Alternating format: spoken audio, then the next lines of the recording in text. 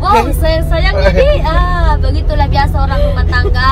Kadang ada cekcok, ada keributan. Nah begitu, kadang cekcok, kadang baikan lagi.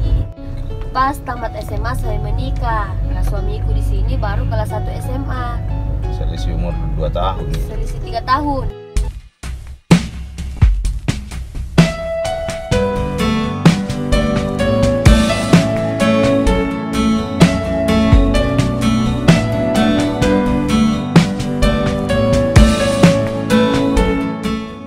Oke, saat ini kita akan bincang-bincang dengan seorang mama muda yang energik, yang akan menceritakan kesehariannya dengan profesi yang terbilang unik untuk saat ini. Dia adalah Lia. Hai Lia. Hai. Iya, Bapak. Kabarnya layanan jasa yang Lia lakukan terbilang langka untuk saat ini. Sebenarnya apa sih yang Lia usahakan?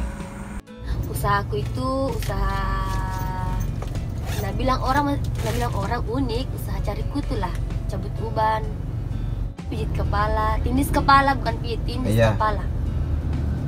Kenapa sampai usaha itu kita bikin? Kenapa bukan usaha yang lain? Banyak yang jual makanan online apa? Oh karena saya tidak suka memang kayak misalnya kerja online begitu kayak makanan, saya tidak suka. Saya suka memang kerja cari kutu, cabut uban, tindis kepala. Dari kecil memang. Dari mana idenya sampai berpikir untuk membuka jenis usaha seperti itu? Awalnya itu memang sering rumah ke rumah cari kutu, tapi saya berpikir bilang, bagus kapan kalau saya buka usaha begini supaya bisa berpenghasilan begitu. Jadi saya buka Terus Lia membuka usaha ini sejak kapan? Bulan puasa lalu, tapi tanggalnya saya lupa tapi kayaknya hampir 2 tahun deh. Sejak bulan puasa yang lalu tahun 2019 sudah menghampiri 2 tahun ini usaha. Setelah membuka usaha ini, apa yang kemudian Lia dengar tanggapan dari orang-orang sekitar? Pertama saya buka ini usaha, kebanyakan orang ketawa karena pemikirannya itu bilang main-main kayaknya deh. Tapi pas saya datangi betul rumahnya, percaya Jadi selama ini pelanggannya memang dari perempuan semua? Pernah juga ada laki-laki mau juga dia, tapi saya mau dipijit, tapi saya tidak menerima pijit karena di sini pijit kepala coba Dengan cabut uban? Dengan cabut uban, iya. Tapi kan biasanya laki-laki ada juga ubannya minta dicabutkan. Kalau saya sih Pak tidak fokus sama laki-laki, saya fokus memang sama perempuan, karena laki-laki tuh kebanyakan yang lain maunya begitu, iya, lain maunya. Ya. Kan untuk pelanggan laki-laki, kenapa bukan karyawan laki-laki yang layani? Kalau karyawan sih belum ada, cuma biasa adik kandung yang saya panggil. Kalau kecapean ya adikku misalnya saya ajak. Adakah usaha yang seperti ini juga di Pindrang, atau memang baru kita yang membuka usaha seperti ini? Oh, kalau usaha begini Pindrang belum ada. Cuma masih usahaku di sini sendiri memang. Tidak ada usaha yang kayak gini di Pindrang kecuali saya. Apa yang kemudian Lia rasakan setelah melakoni kegiatan ini? Kan biasanya apalagi ibu-ibu muda itu tentunya punya masalah dalam membagi waktu termasuk untuk anak-anaknya. Saya kan punya 2 anak, umur anak yang pertama 6 tahun lebih, yang kedua sudah 2 tahun. Nah, kalau mau pergi job begini, ada job, saya titip sama keluarga terdekatku, misalkan tante, adik, mama. Mereka yang jaga kita yang keluarga pergi bekerja. Bagi waktu mami. Berapa pendapatan yang kita dapat biasanya? Pendapatanku biasa 1 hari 5 jam 5 kali 35 berapa itu biasalah 200 lebih dalam 5 jam. Oh, ya jadi Kan per jamnya itu 35 sesuai jarak sih. iya. Dari dalam satu hari ini memang rata-rata 5 jam saja bekerja. Iya. 1 jam. Kadang juga ada ambil 2 jam. Biasa juga nak kasih 100.000. Kan di sini tarifnya 35 1 jam. Jadi kalau dari 2 jam 70.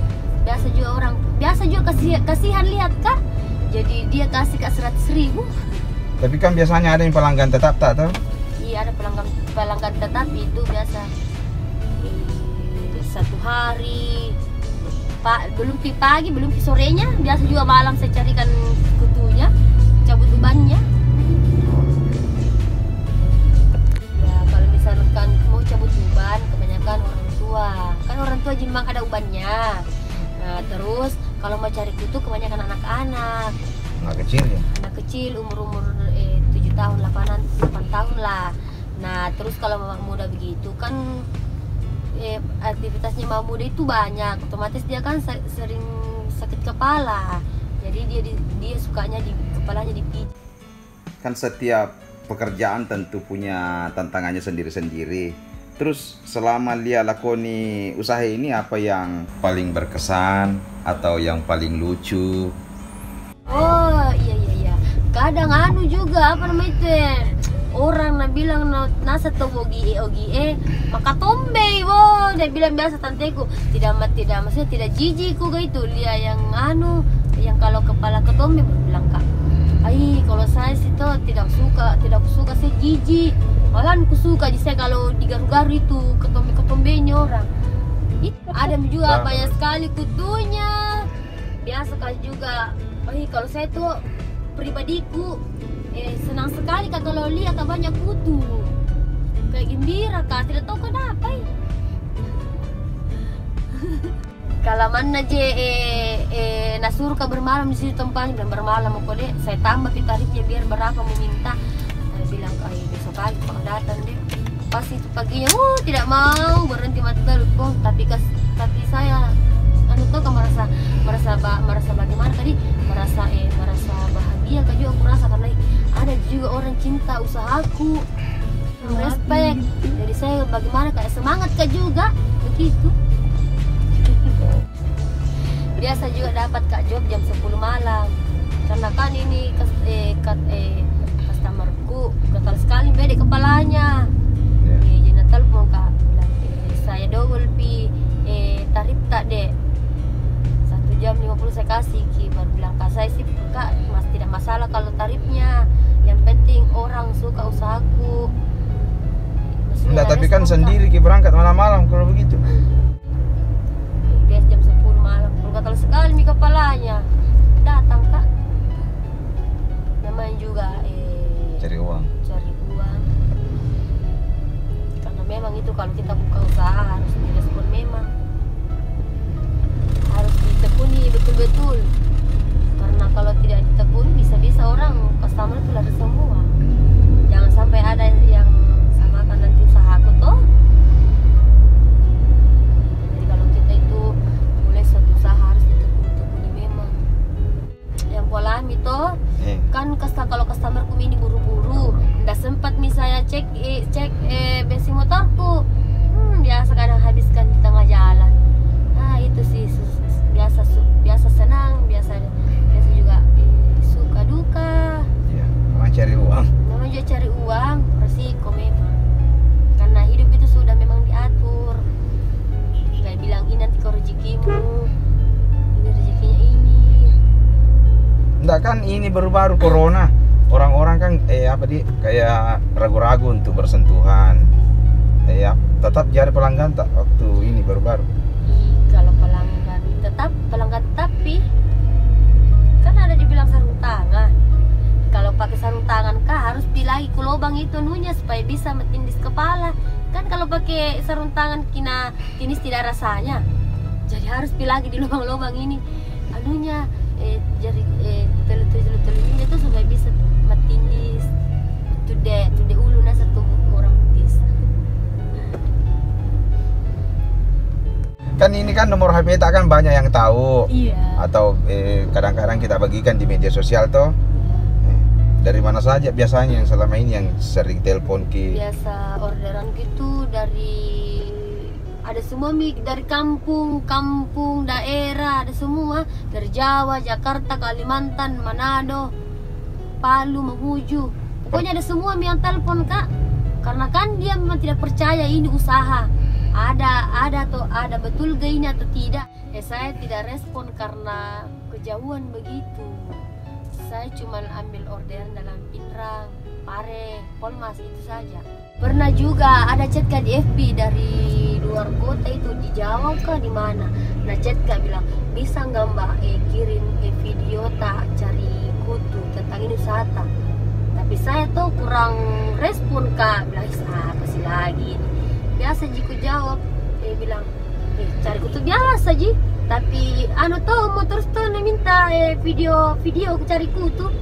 Biasa Kak berdebat jadi FB gara-gara begitu Ji, bilang Kak begitu Ji, biasa cariku tidak pakai messenger, tidak apa. Cuma modalku cuma tangan Ji sama Sika. Gitu. Antara pelanggan dewasa dengan anak-anak kan tentu tingkat pelayanannya berbeda. Apa yang dia rasakan terkait hal itu? Tapi saya paling suka lihat cari kutu kalau orang-orang dewasa. Tapi kalau anak-anak banyak sekali goyang, banyak goyangnya. Nah kalau goyang itu kepala sakit, kepala tak juga kita. Biasa Kak juga jengkel, tapi jengkel ya begitu nih. Ya, namanya pekerjaan. Namanya pekerjaan, harus sabar. Di tengah sulitnya mencari pekerjaan saat ini, apa yang kemudian dia ingin sampaikan kepada generasi muda atau kaum muda yang saat ini barangkali sedang mencari pekerjaan?